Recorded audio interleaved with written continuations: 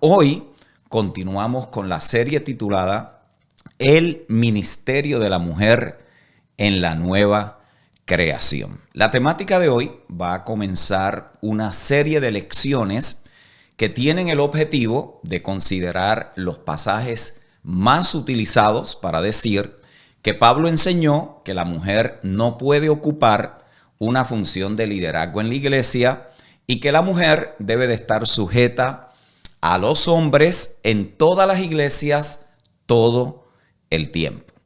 Esto no se da en un vacío. Usualmente se utilizan tres diferentes porciones de la Escritura. Una de ellas es 1 Corintios capítulo 11, verso 3 al 16. La otra es 1 Corintios 14, 33 al 35. Y 1 Timoteo capítulo 2, verso 11 al 15. Hoy vamos a iniciar esta serie de lecciones que tienen la intención de evaluar, examinar y poder discernir correctamente esta palabra y poderla comprender a la luz de la nueva creación. Hoy vamos a comenzar con 1 Corintios capítulo 11, versículo 3 al 16. ¿Qué le parece si lo leemos? Así usted se puede ubicar rápido. Aquellos que están leyendo y siguen estas enseñanzas con Biblia abierta allí en sus casas, tomando nota, yo me sorprendo, les confieso, muchos de ustedes tienen una capacidad de tomar notas sorprendente. Bueno, tienen todos los puntos allí tal y cual. Y también ese es nuestro deseo, que usted no sea un simple oyente por allí, sino que también inquiera, profundice y sea diligente a la hora de acercarse al texto bíblico. Miren cómo dice estos versos. Dice, pero quiero que sepáis que Cristo es la cabeza de todo varón y el varón es la cabeza de la mujer y Dios la cabeza de Cristo.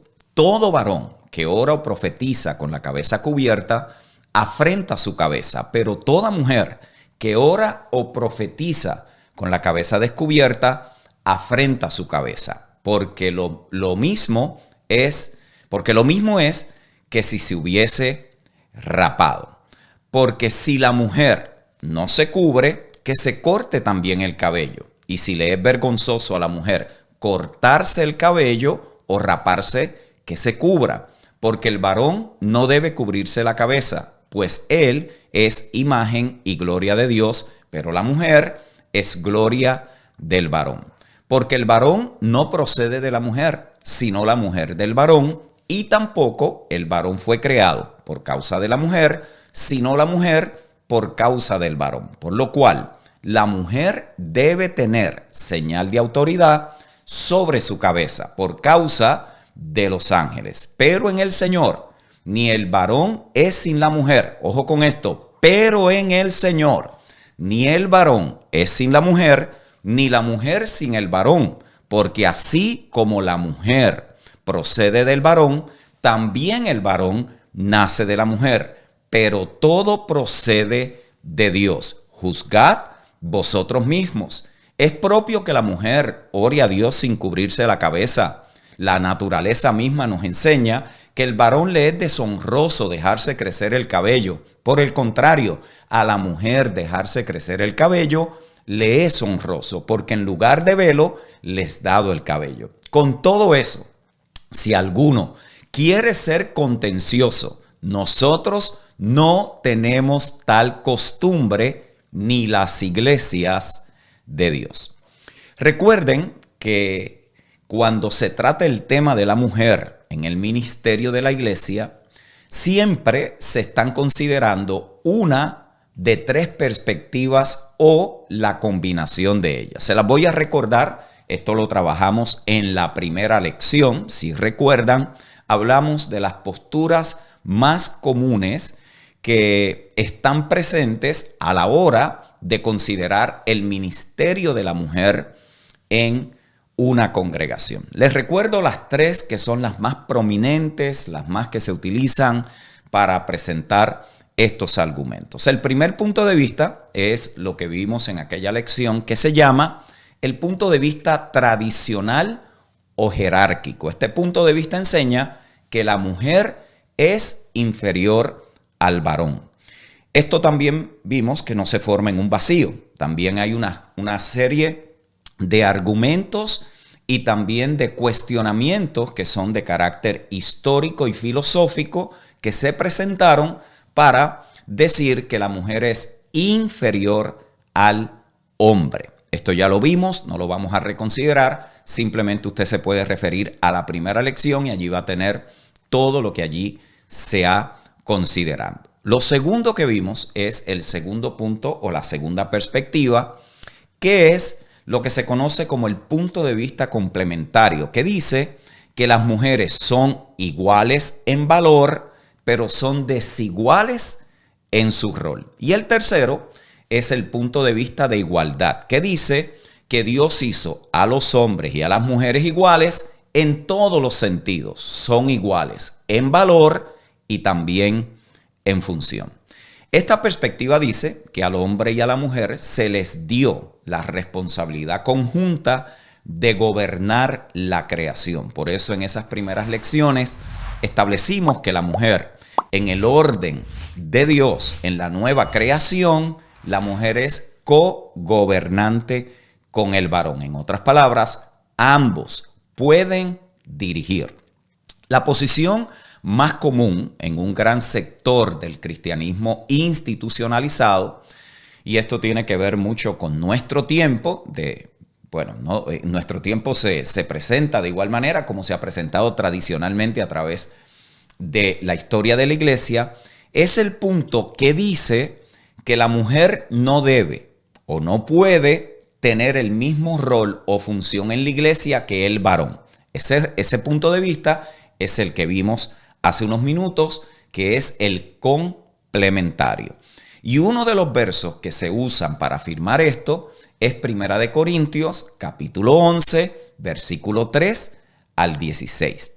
Consideremos esto a la luz de la situación histórica, las sensibilidades culturales de ese tiempo, y luego vamos a ver qué dicen los que reclaman que la mujer no debe tener ninguna posición de autoridad en la iglesia, y luego nos movemos a una mejor interpretación del pasaje. Así que usted por allí, mire, siéntese cómodo. Hoy vamos para una hora fácil. Ninguno de estos temas se puede tratar livianamente y superficialmente, porque son temas que han causado a través de la historia de la iglesia abusos, maltrato, subestimación, castración. Se ha impedido en muchas ocasiones que la mujer pueda ejercer el rol y la función dada por Dios en su orden y en su creación. Por lo tanto, esto es un estudio responsable de temas cruciales, determinantes e importantes. Muchos de ustedes lo saben en esencia, en espíritu, pero no lo habían podido comunicar. Y esa es la tarea del maestro en muchas ocasiones, es poder dar el vocabulario para que lo que ya Dios ha venido revelando pueda ser comunicado de una manera efectiva. Así que usted póngase cómodo, agárrese por allí, siéntese bien en su silla, en su sofá, donde usted esté, y disfrute este lunes de inspiración, que será un tiempo poderoso en la Escritura. Cuando nosotros hablamos sobre el ministerio de la mujer en la iglesia, probablemente esos versos que les cité al principio son los pasajes más difíciles que nosotros tenemos que considerar. 1 Corintios, capítulo 11, verso 3 al 16, es la única enseñanza en la Biblia sobre donde se habla de la cobertura de la cabeza. La lectura hace obvio que la preocupación de Pablo es que las mujeres que no se cubren el cabello o lo dejan colgar durante el culto, el servicio, la reunión pública, cuando la congregación se reunía en las casas. La otra preocupación es por los hombres que se dejan crecer el cabello. Así que inmediatamente y de primera mano, nosotros ¿qué tenemos? Tenemos a un apóstol que está preocupado por una situación que está sucediendo en una de las congregaciones y él identifica inmediatamente que el tema que a él le preocupa es este asunto de que la mujer no se está cubriendo la cabeza, está dejando su pelo descubierto y el varón se está dejando crecer el cabello. Creo que estarías de acuerdo conmigo que en nuestra cultura occidental esto no refleja ningún tipo de problema para la cultura moderna. Sin embargo, en esa cultura, la escritura no se escribió ayer, no se escribió en Colombia, no se escribió en Puerto Rico, no se escribió en Guatemala, no se escribió en el cuarto siglo ni en el primer siglo. Los eventos que se están citando en este momento sucedieron en el primer siglo. Por lo tanto, en esa cultura había algo que tenía que ser considerado y es obvio que para Pablo era una preocupación que él creía que era importante que él pudiera identificarla y tratar con ese asunto. Por eso, él le dedica una larga sección de esta carta a esa situación. Pero esto tampoco nos debe de extrañar en los escritos paulinos. ¿Por qué? Porque él lo hace también en diferentes secciones y porciones de esta carta, mientras está tratando con un asunto localizado que pertenece a un contexto en una congregación particular que había que traer dirección, enseñanza y orden en ese asunto. Así que lo que vamos a hacer ahora es que vamos a considerar esa situación y por qué esa situación a Pablo le preocupaba. Por la lectura del texto, parece que las mujeres no estaban usando un velo en sus reuniones en la iglesia. Más bien, estaban exponiendo su cabello y algunos hombres se estaban dejando crecer el pelo.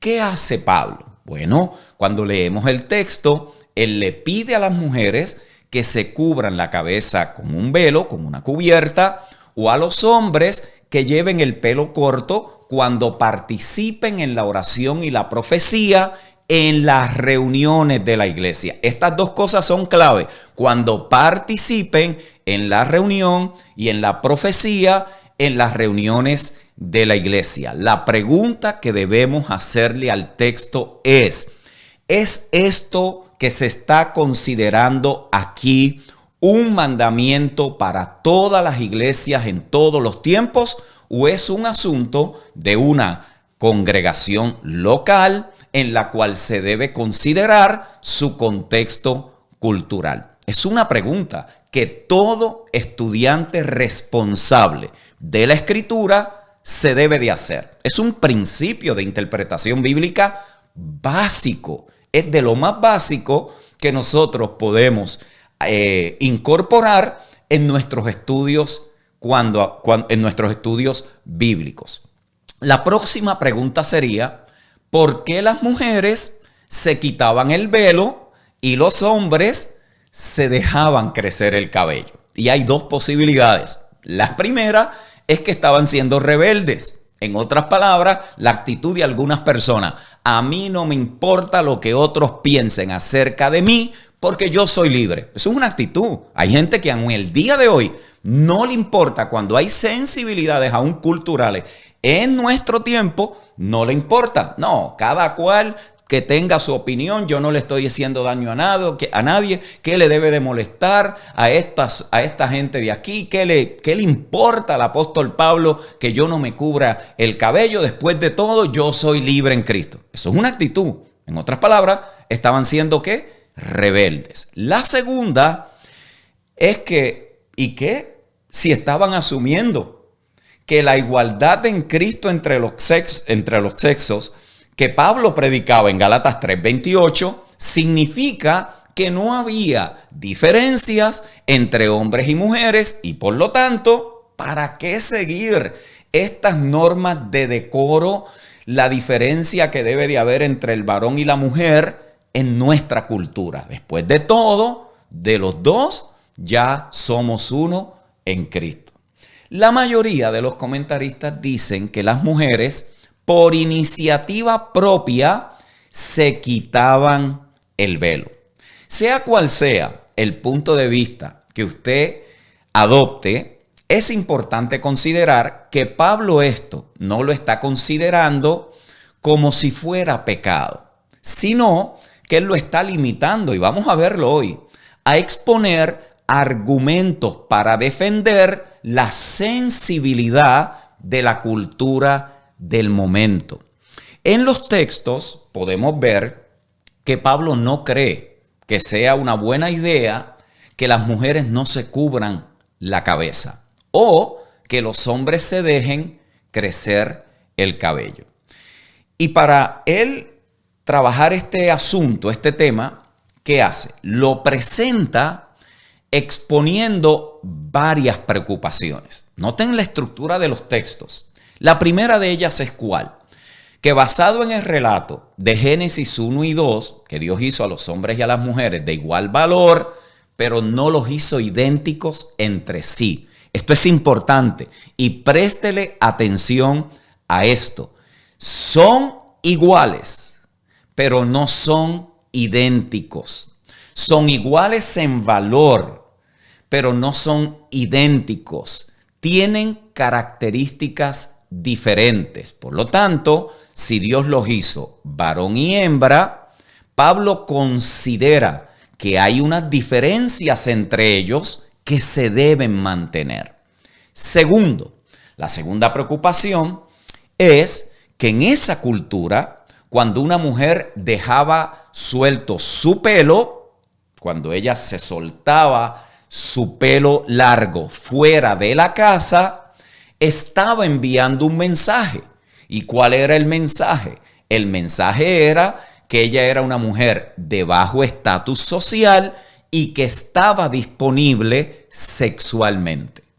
En su libro Paul and Gender de Cynthia Westphal, ella documenta el hecho de que en el mundo greco-romano las esclavas y las prostitutas tenían prohibido el velo. En otras palabras, a estas mujeres se identificaban porque no se cubrían la cabeza. Las mujeres casadas se cubrían la cabeza como un símbolo de su condición respetable como mujeres casadas, su modestia personal y su abstinencia. En otras palabras, no estaban dispuestas sexualmente, no estaban haciendo ofrecimientos. Era una manera de esa cultura identificar entre las mujeres de bajo estatus y las mujeres respetadas en la sociedad. El velo sobre la cabeza entonces hablaba de ¿qué? De estatus de honor.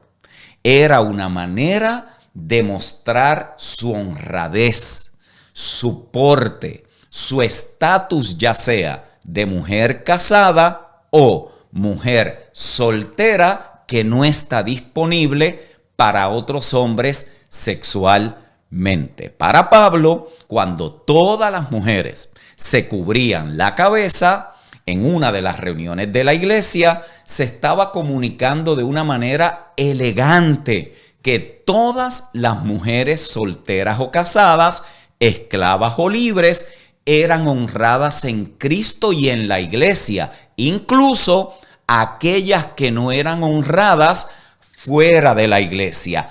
Todas estaban en un estado de honra en Cristo y siendo culturalmente también sensibles. No olviden que en esta iglesia de Corinto no había o no estaba compuesta de hombres nobles y ricos. Pablo identifica esto en la primera carta, capítulo 1, verso 26. Pues mirad, hermanos, vuestra vocación, que no sois muchos sabios según la carne, ni muchos poderosos, ni muchos nobles. Estos textos nos ayudan a apreciar cómo la insistencia de Pablo en cubrirse la cabeza representaba ¿qué?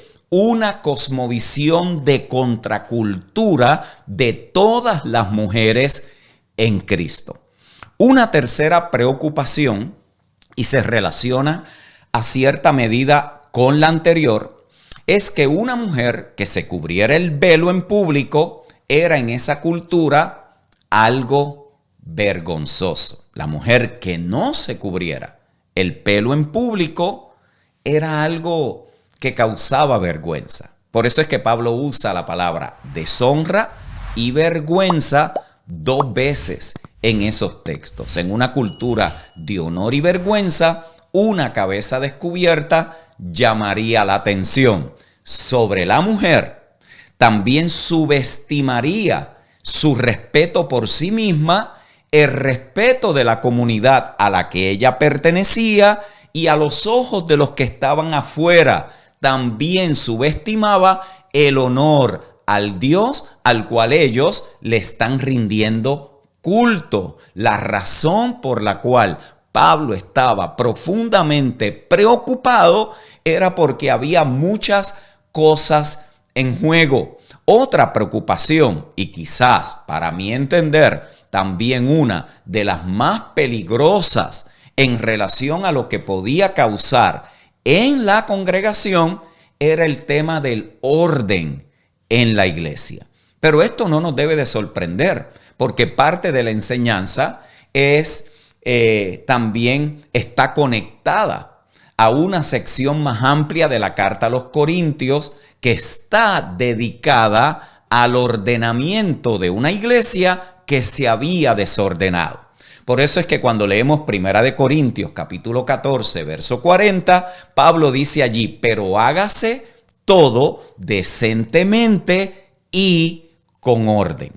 En la carta, Pablo identifica 3 cosas que se habían desordenado. Primero, el tema de cubrirse la cabeza. Segundo, el tema de la cena del Señor. Y tercero, los dones. Y él dedica muchos textos y grandes porciones a esta iglesia para corregir 3 desórdenes que se habían y se estaban manifestando en esa congregación. El tema de cubrirse la cabeza, la cena del Señor y los dones. La necesidad de ordenar esto era ¿para qué? Para que todos los creyentes pudieran ser edificados sin ningún tipo de distracción. Los que viniesen de afuera y estuvieran entre ellos, ojo con esto, pues usted lo lee en 1 Corintios 11, cuando entraran, vieran el orden en la cual la iglesia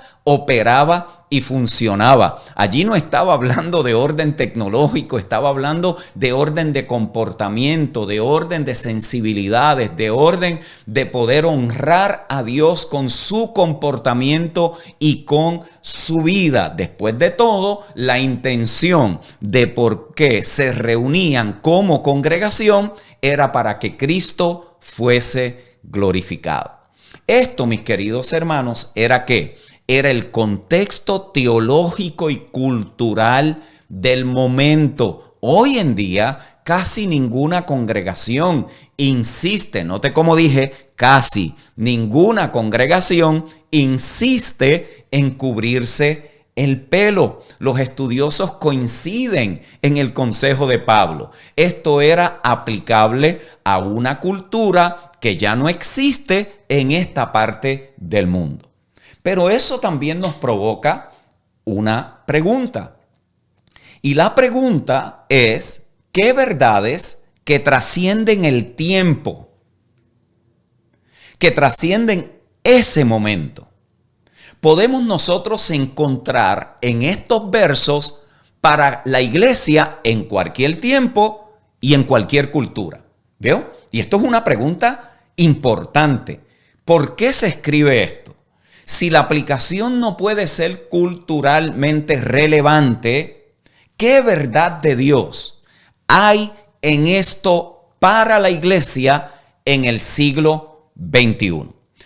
Para nosotros responder esto, debemos reconocer primero que Pablo no se ocupa en estos pasajes bíblicos de desarrollar una teología de género muy profunda. Más bien, él se está concentrando en identificar una práctica culturalmente específica. Sin embargo, hay indicios de una teología de género que resaltan en el texto. Y yo quiero que las consideremos, porque para nosotros hoy esto también es importante. Y aquí es donde entra nuestra responsabilidad, el poder discernir que Dios también le puede estar diciendo a su iglesia en todos los tiempos, aunque la aplicación no es relevante, la verdad eterna no muere con el tiempo.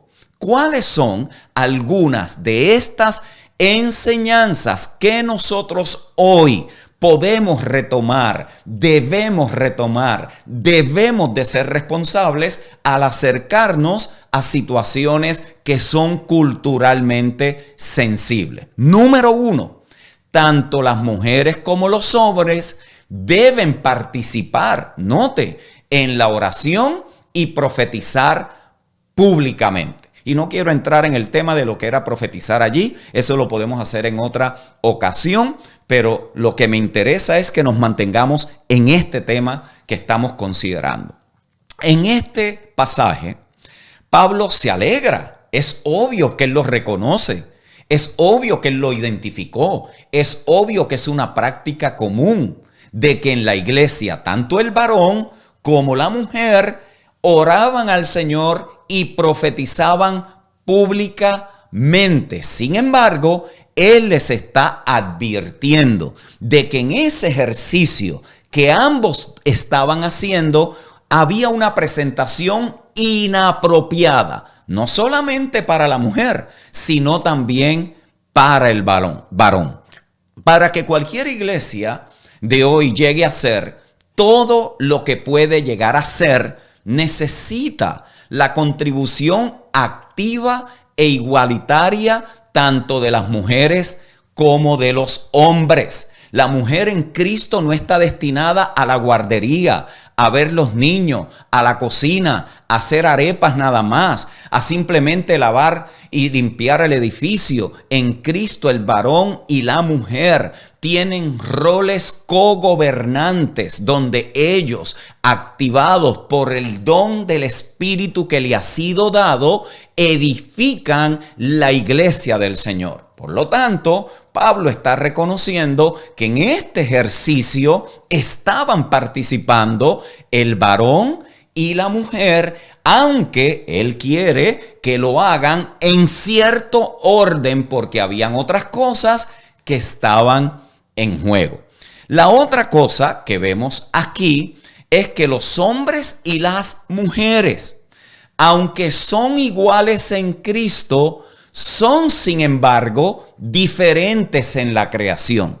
Esto también es importante. ¿Por qué? Porque Dios ha creado dos sexos, no tres, no cuatro, no con pronombres, no tratando de mezclarlos, no unisexo, no. Él ha creado dos sexos, el masculino y el femenino. No son iguales, están destinados a ser complementarios. Por lo tanto, se necesita al varón, se necesita a la mujer para expresar plenamente la imagen de Dios. Por eso en la Escritura, en ocasiones Dios se presenta como varón y en ocasiones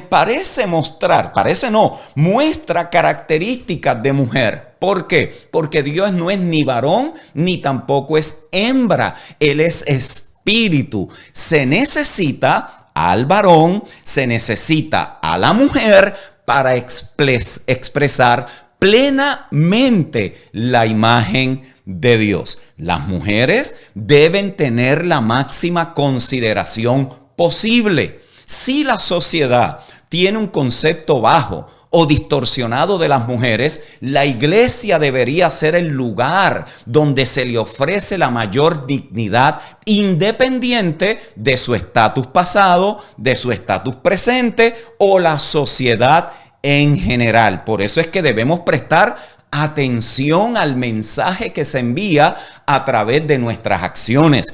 Es una irresponsabilidad de parte nuestra usar nuestra libertad en Cristo sin ningún tipo de límites. No, señor, eso también está mal. Está mal cuando las jóvenes en una congregación visten como si fueran del mundo. Está mal también cuando las que dirigen, los que participan, los que están al frente, se visten indecorosamente, se visten con ropa que parece que se la pintaron encima.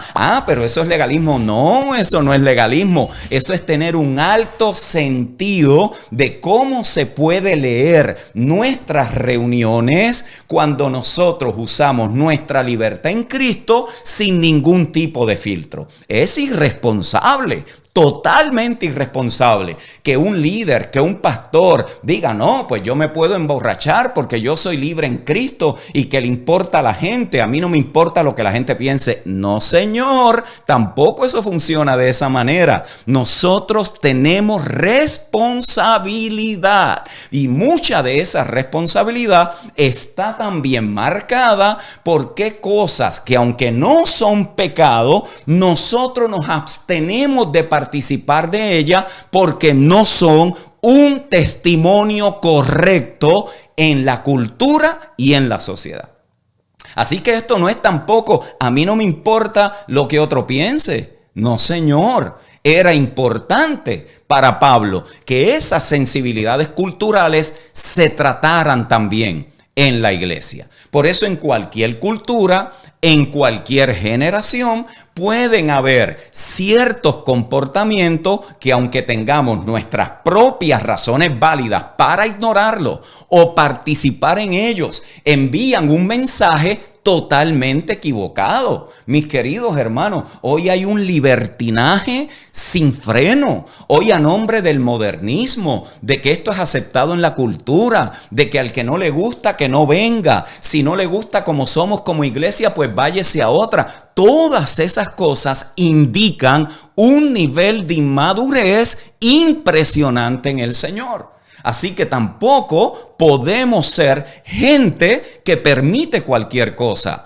que le da la entrada a cualquier cosa, que la gente puede llegar como le dé la gana. Bueno, el que llegó de visita llega como le dé la gana, pero luego ese varón, luego esa mujer no es propio, que cierta manera de vestir no es parte de la cultura, no es parte de lo que la iglesia envía como mensaje. Hombres con las camisas por acá abajo, desabotonada, en los gimnasios haciendo cuanta cosa hay, mostrando todo lo que tienen, y la mujer de igual manera. Señoras y señores, esto tiene que ver con responsabilidad. Esto tiene que ver con un mensaje que estamos enviando, que estamos mostrando, que estamos proclamando sin palabras. Sin palabras.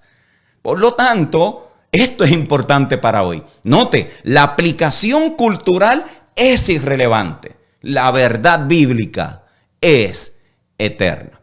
Ahora, ¿cuál es la postura clásica complementaria de estos pasajes? ¿Qué es lo que dicen los que abrazan de que, bueno, el hombre y la mujer son iguales, pero la mujer no debe de asumir ningún rol de autoridad en la iglesia? Bueno, ellos dicen que la mujer por designio, listen to this, hasta el inglés se me salió, imagínense, y eso es que no he desayunado todavía.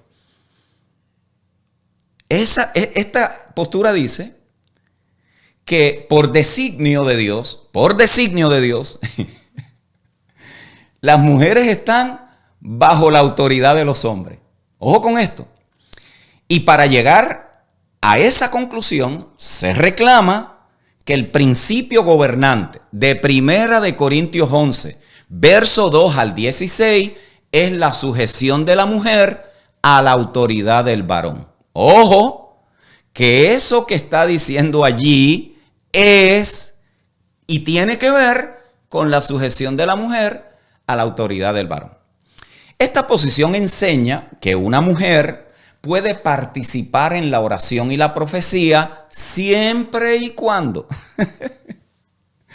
esté bajo el liderazgo y la autoridad espiritual masculina. Mire esto, es como decir, la mujer para poder ejercer su función en Dios necesita un intermediario. Cristo no es suficiente, tiene que ser un varón. Mire lo que se dice detrás de todo eso.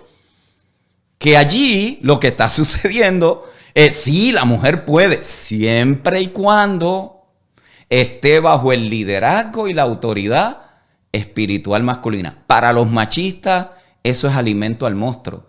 Eso es lo que mantiene al fariseo vivo. Imagínense.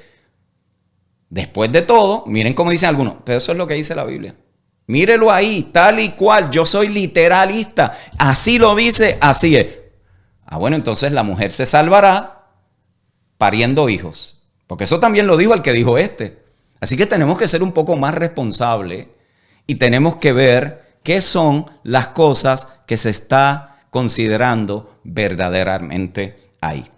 En su libro, Kostenberger, en un libro titulado El diseño de Dios para el hombre y la mujer, él dice que esto se basa en el hecho de que la mujer sí puede, pero sí tiene un hombre como cabeza y autoridad sobre ella. Él dice en ese libro que hay 4 cosas que se tienen que considerar para uno afirmar esa declaración. La primera, que la palabra cabeza significa estar sobre o autoridad. 2, que Pablo vio la jerarquía en la unión de Adán y Eva antes de la caída. En otras palabras, Adán, Eva y los demás.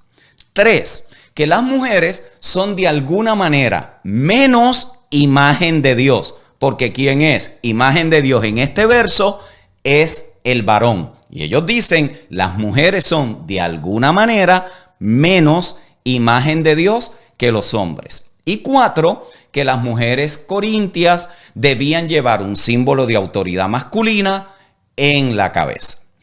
Todo esto, mis queridos hermanos, requiere horas cada uno de esos temas. Yo voy a considerar uno que me parece y a mi entender es de los más prevalentes. Hay las otras como que se disfrazan un poquito más, pero los que argumentan este punto de autoridad del varón sobre la mujer, el punto que vamos a trabajar sobre la cabeza, el hombre cabeza de la mujer, es lo que yo entiendo que es más prominente. Quizás usted puede comunicar por allí así y puede afirmar por allí si usted lo cree de igual manera. La palabra cabeza para muchos significa estar sobre o autoridad. En nuestro tiempo, la palabra cabeza también se usa de una manera metafórica para referirse a un ¿qué? A un jefe. Por lo tanto, ¿quién es la cabeza de esta organización? Sí, el jefe es él, ¿vio? Por eso entonces se identifica al que está como jefe como la cabeza. Esa persona que está sobre autoridad y tiene la autoridad sobre los que pertenecen, en este caso, a esa organización. La pregunta que tendríamos que hacernos es, ¿cómo entendieron los de habla griega los que recibieron la carta a los corintios? Ya que la Biblia no se escribió ni en español, es entre nosotros mismos y en español y es complicado. Ayer yo estaba ministrando en Miami con los pastores Sammy e Ismer y su linda congregación que se está comenzando en el área de Doral. Si usted está en el área de Doral por allá, quiere una congregación que lo va a edificar en el Señor, esta es una de esas congregaciones. Y estábamos en la mesa, nos fuimos a cenar después y había unos queridos hermanos, estaba José, estaba Lizzy, y yo salgo con una de esas puertorriqueñidades. No, se le fue 17 a esa persona. Y estamos hablando de una situación que había sucedido y bueno, se le fue 17. Y el pastor Sammy, que es venezolano, yo soy puertorriqueño y José es puertorriqueño, y el pastor Sammy dice, 17, ¿qué significa eso? Todo eso es en español, imagínense. Y José le dice, No, pastor, lo que significa es esto. Y para nosotros los puertorriqueños, donde quiera que lo digamos, todo el mundo lo entiende. ¿Qué es 17? Y dice, eso es lo que significa. Eso es hablando la misma lengua. Imagínense que nosotros estamos removidos 2000 años de un idioma que no conocemos, que no hablamos en la mayoría, que tenemos acceso a ver qué significan las palabras, cuál es su contexto, cuáles son sus raíces etimológicas. Todas esas herramientas las tenemos hoy. Por lo tanto, la pregunta es, ¿qué entendieron esta gente cuando escucharon que el varón es cabeza de la mujer? ¿Qué entendieron los de habla griega que recibieron esta carta en Corinto? La mayoría de los que enseñan que el varón y la mujer son iguales, pero no pueden ejercer la misma función, dicen que sí. Dicen ellos que la razón por la cual la mujer no puede ser pastora es porque la mujer no puede estar en autoridad sobre el varón, porque la cabeza de la mujer es el varón y la Biblia en ningún lado dice que la mujer es cabeza del varón. Obvio, si usted interpreta que cabeza significa estar en autoridad, y su escuela interpretativa es que la mujer es inferior al varón, obvio que el texto para usted lo que significa es eso. Usted está usando el texto fuera de contexto para afirmar algo que a usted le parece y en muchas ocasiones le conviene, porque el fariseo que lleva por dentro no permite que sea de otra manera. A eso añádele los complejos culturales, las enseñanzas de nuestra cultura, nuestra formación, el barrio donde nos criamos, el mensaje de la sociedad.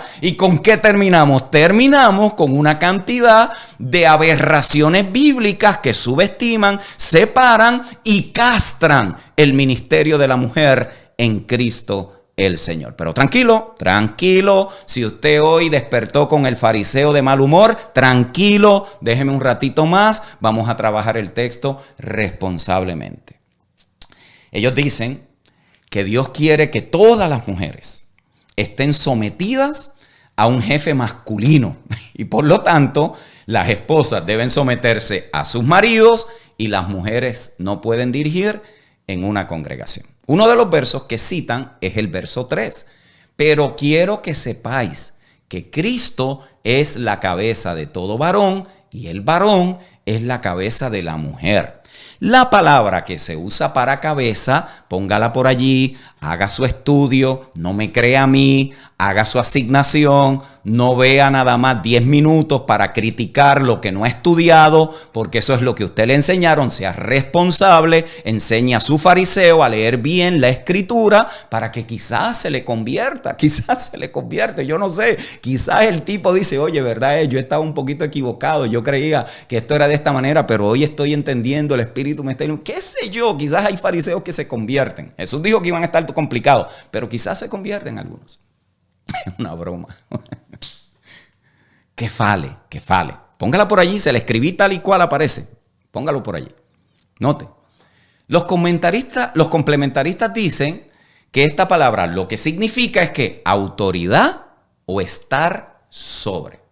La toman en el sentido de que los hombres como cabeza, obvio, si son jefes, si tienen autoridad y están sobre, bueno, pues deben de ejercer la autoridad sobre las mujeres. De la misma manera, citan ellos el texto, como Dios, que es la cabeza de Cristo, y Él ejerce autoridad. Por lo tanto, la mujer tiene que estar sometida a la autoridad de los hombres. Al leerlo de esta manera, parece que Pablo hace equivalente la autoridad de Dios Padre sobre Cristo con la autoridad de un hombre sobre las mujeres. El único problemita, el único chiquitito, el único problemita es que en el contexto de estos versos, la palabra cabeza, kefale, no significa autoridad, sino fuente, vida, origen. La persona en la cual se deriva, se desprende, surge su vida o su identidad.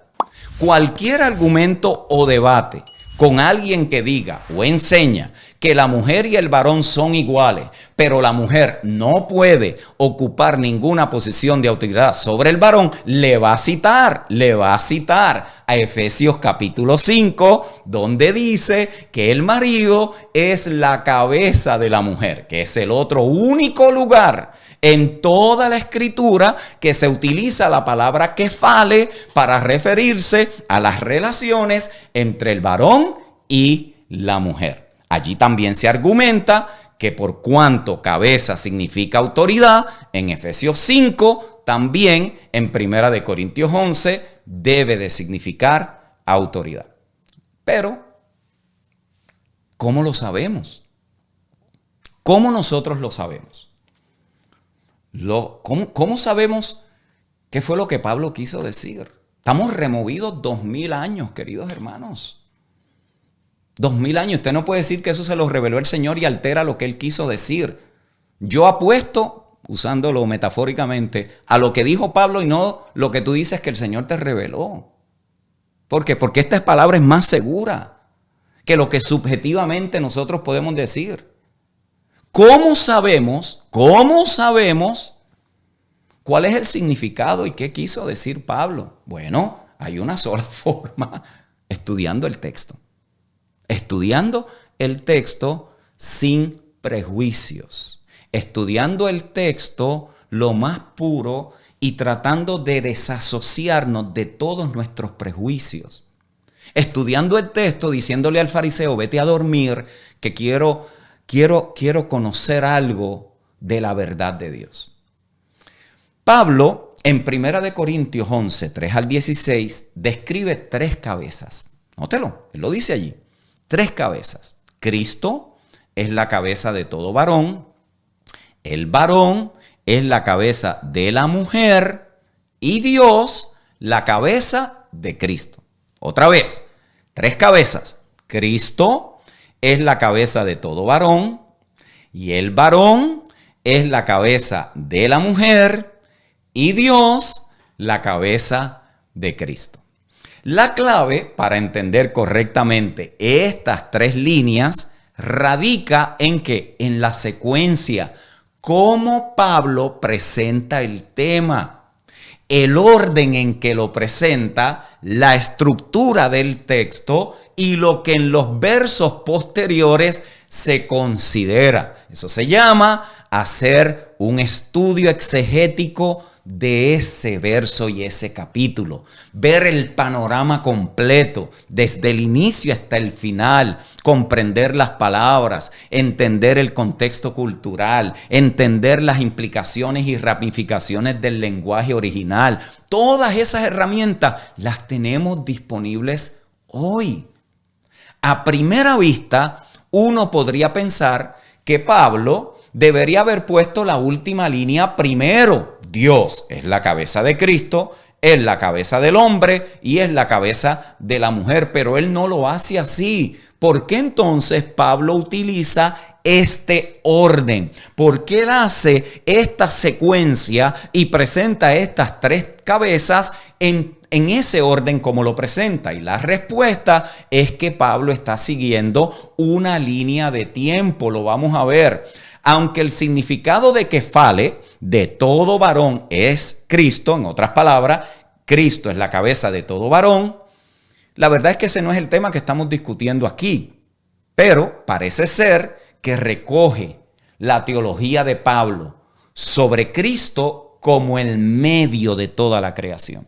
Por lo tanto, en este sentido, en Génesis 2, Dios a través de Cristo, esto se trata en Colosenses 1, creó a Adán porque él es el creador de todas las cosas y en todas las cosas en él subsisten, y en un sentido derivado, en otras palabras, todo lo que procedió de Adán posteriormente a él, Cristo también es la cabeza de todo varón. La siguiente cláusula es ¿cuál? Que el kefale, la cabeza de la mujer, es el hombre.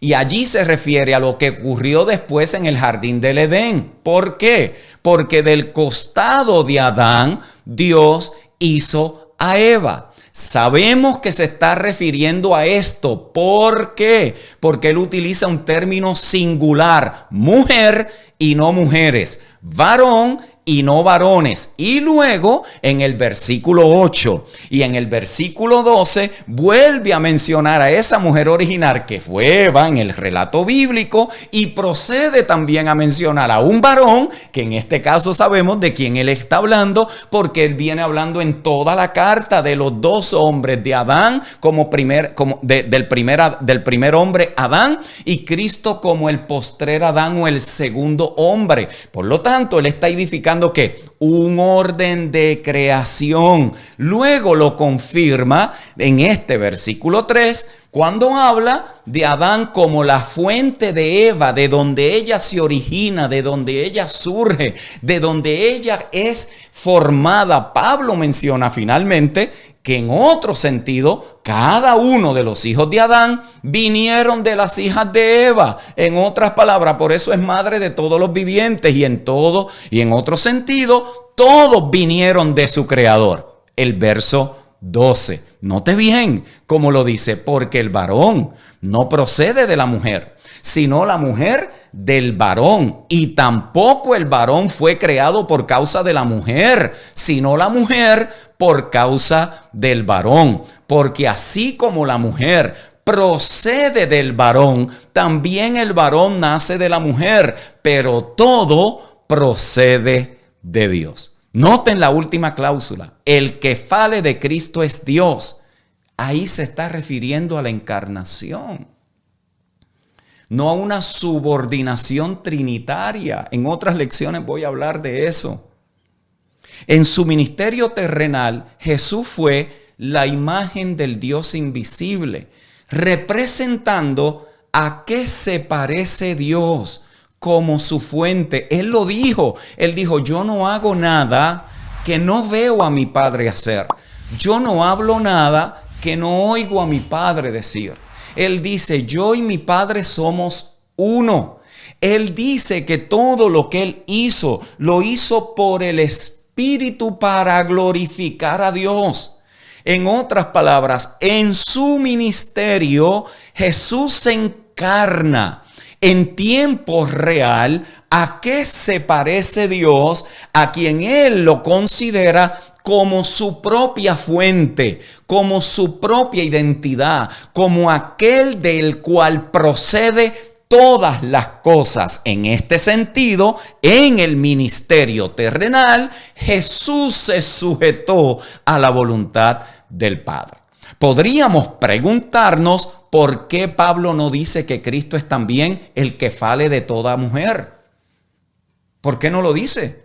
Y la respuesta está en otra pregunta. Porque Pablo hace estas declaraciones. ¿Por qué Pablo hace estas declaraciones teológicas? Para empezar, la clave está en el mismo verso. En los versos 4 y verso 5, todo varón que ora o profetiza con la cabeza cubierta afrenta su cabeza, pero toda mujer que ora o profetiza con la cabeza descubierta afrenta su cabeza, porque lo mismo es que si se hubiese rapado. Pablo está conectando el trato de una mujer y un hombre, el trato que ellos le dan a sus respectivas cabezas físicas. Y él está diciendo que esto es representativo, como cada uno de ellos está considerando y honrando sus cabezas metafóricas. En otras palabras, en el verso 3, Pablo establece la premisa de que todo el mundo tiene una cabeza metafórica. Usted viene de algún lado. Usted no cayó de un helicóptero, a usted no lo formaron en un vacío, usted no es la consecuencia de dos chimpancés, usted no es la consecuencia de una explosión. Usted tiene un origen, usted tiene una identidad, usted tiene, como dice Pablo, de una sangre fuimos creados todos. Usted tiene una cabeza metafórica. Usted no se formó en un vacío, usted no es un espíritu que está dando vuelta por allí como una gallina sin cabeza, no. Usted tiene una cabeza metafórica. Y él dice, de la misma manera que nosotros honramos nuestras cabezas, también tenemos que honrar nuestras cabezas metafóricas. Por eso el verso 3 dice, para todo hombre, Cristo es su cabeza. Es Cristo su cabeza. Y para toda mujer, Adán, el varón, es su cabeza. Queriendo decir que el hombre provino, fue creado, procede de Cristo. Y la mujer, en el orden de la creación, proviene del hombre. Pablo cambia entonces entre un uso literal y metafórico de la palabra kefale. Eva honró a Adán como su kefale, como su fuente. Y así, cada hija de Eva debe de honrar a los hijos de Adán, honrando su cabeza física. En otras palabras, demostrando con el uso de una cubierta de cabeza en esa cultura. Del mismo modo, Adán honró a Cristo como su kefale. ¿Por qué? Porque de igual manera, cada hijo de Adán debe de honrar a Cristo honrando su cabeza física. Lo que en este caso Pablo dice que es manteniendo su cabello corto. Él no está tratando aquí principalmente de enseñarles ni a ellos ni a nosotros una teología desarrollada sobre el género, sino que está apoyando estos argumentos tanto a nivel teológico como a nivel cultural de la importancia que tenían de que las mujeres debían en ese contexto cubrirse su cabeza en el culto, y cuando lo hacían estaban honrando también un orden de creación. Termino con lo siguiente. Cuando nosotros consideramos los versos que siguen al verso 3, nos vamos a dar cuenta de que Pablo no puede querer estar aquí diciendo que cabeza es autoridad. Que lo que él dice que el varón es cabeza de la mujer, en el verso 3 es autoridad. ¿Cómo lo sabemos? ¿Cómo lo sabemos? Porque la idea central del texto no es autoridad, es fuente, es origen, es inicio, es traer. La idea no es autoridad, la idea es fuente, origen. Por ejemplo, después que él dice que el hombre es la kefale, la cabeza de la mujer, Pablo al mismo tiempo en el versículo 8 dice que la mujer vino del hombre. Y aquí está haciendo ¿qué? Una referencia a Adán como fuente, origen de Eva y no su autoridad. Además, pasando de hablar de Cristo como creador, el kefale de todo hombre, la fuente de todo hombre, Pablo luego en el versículo 12 dice, noten bien allí, que todos provienen de Dios. Él es el creador de todos. Magistral. Magistral. Note, Pablo se está enfocando aquí en Dios no como la autoridad, el cual lo es, sino como la fuente, el padre, el origen, pater, de donde todo procede. Él es el creador de todas las cosas. Esto también nos ayuda a entender cómo se dice que Cristo es el kefale de todo hombre en el versículo 3. No todos los hombres lo tienen a él como autoridad, pero sí, todos pueden reconocerlo como su fuente de origen, como su fuente de identidad.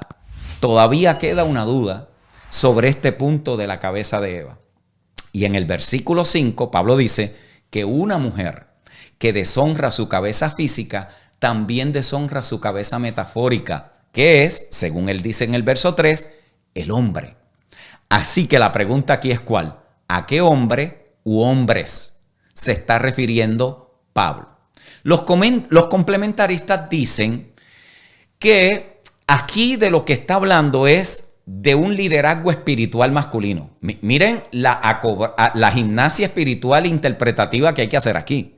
Esto es un salto brutal, brutal, pero brutal, de cómo inyectar aquí un liderazgo espiritual sobre la mujer. cuando no tiene nada en el texto, no tiene nada en la porción bíblica, no tiene nada en todo el capítulo, y de eso no es que él está tratando. Sin embargo, para poder justificar la posición interpretativa original, hay que inyectarle aquí un liderazgo espiritual. Por eso, muchos pastores complementaristas le añaden a eso y dicen, sí, en nuestra congregación la mujer tiene parte, siempre y cuando, siempre y cuando esa mujer esté sujeta, sometida a una autoridad masculina, que puede ser su esposo en su casa. Pero si es aquí, es a mí como pastor. Tremendo, ¿ah? Tremendo. Porque yo soy su padre espiritual. Imagínense qué clase de embeleco para poder justificar algo como eso. Note, se le empiezan a añadir cosas. Y la clave para una respuesta sólida, que usted pueda afirmarlo con autoridad moral, el texto nos la provee. Está en el verso 4. Cada hombre debe honrar su cabeza. Note, esa frase nos lleva de vuelta ¿cuál? Al verso 3, donde encontramos que la respuesta ya está considerada. Cristo es la cabeza de todo hombre. Del mismo modo que toda mujer debe honrar su cabeza, verso 5. Lo que también nos vuelve al verso 3, donde encontramos que el hombre allí se refiere a Adán, que tipológicamente se refiere a todos los hombres, como Eva se refiere a todas las mujeres. En otras palabras, es muy poco probable que Pablo aquí se está refiriendo a un hombre en concreto que se puede identificar, sino a todos los hijos de Adán. En este pasaje, ¿qué es lo que él está haciendo? Combina dos conceptos que en esa cultura eran súper importantes: el de honra y el de vergüenza. Ojo, aquí Pablo los reúne a ambos y dice que el varón debe de honrar su cabeza, que es Cristo, de donde él obtiene su identidad y de donde provino.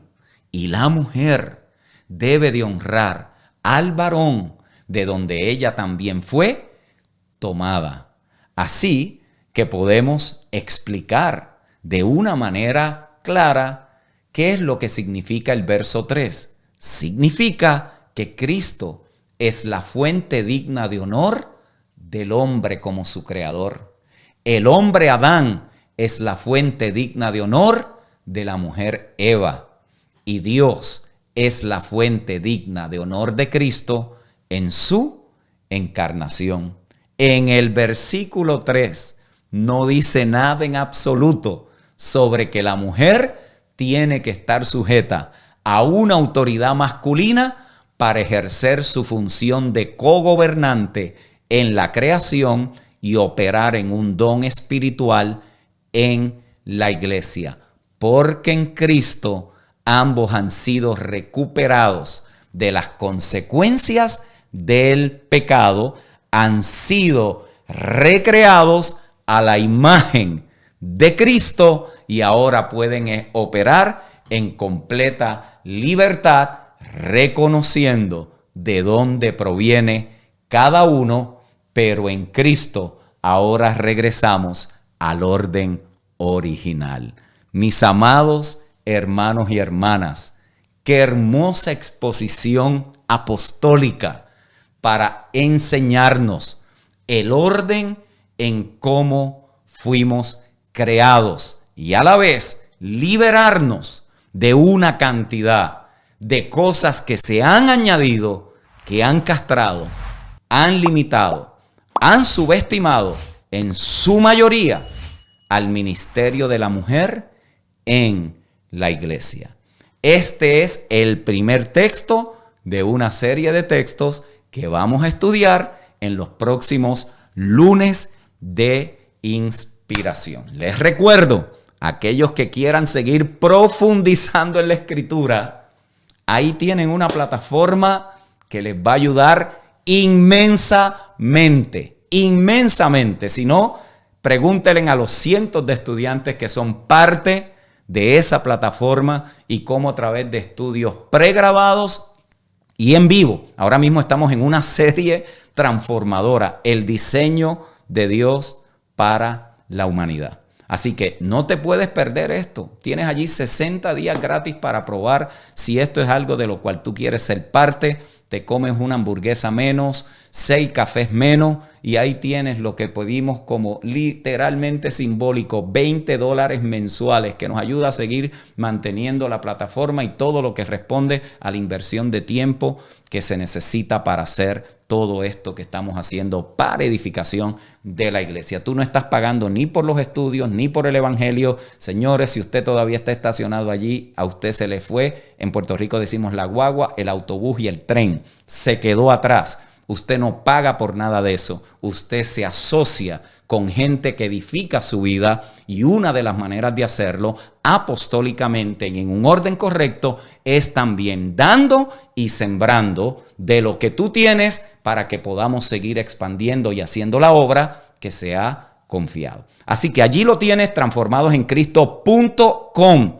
Es una plataforma que va a ser un recurso inmenso en tu vida y en tu ministerio. Bueno, mis queridos hermanos, déjeme saber por allí si esto a usted le ha edificado en el día de hoy.